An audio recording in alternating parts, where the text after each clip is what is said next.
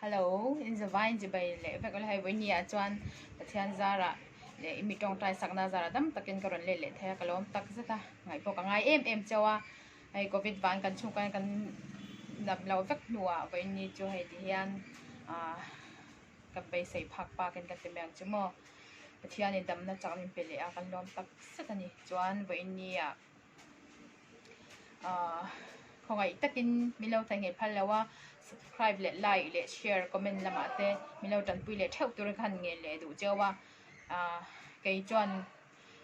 bai sei takin nge thin chawa tiang boken nang ni pamiti lo ten saka tu na po subscriber te po tlem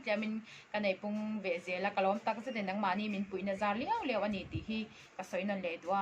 ka thorim na engtia khopin thokrim mai la nang ne min pui lo chon engma lo mai ani don ti kha min shat nan sak le turin khan ngen le du chon ve nia chuan hei karon ei dona an tuya hen voksa a chin le englo vel an tam mo kwang kwa vel karon chum hlo maya tuna covid hi enge a virlo to kamo in chom thau deu thu ngai ni tina tui e ngai ta ni hi artui kan le tomato le cheese kan ani a hei hi chuan hei hi sangha tui mo sangha alian chi su tiang tui so tomato nin ka kanga chu karon ei bok ton ani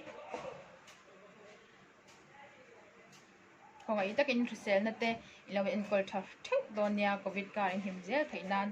alo tong tai pui thin che onia ka subscriber zong te in chunga polom thu ka soinan le du ni nang mani za lew lewa dama min in mi tong tai sakna wanga dam chhuak le the kan ni ti hi in sha ta po soi le ka du ani e kan ei tanange o tong tai phat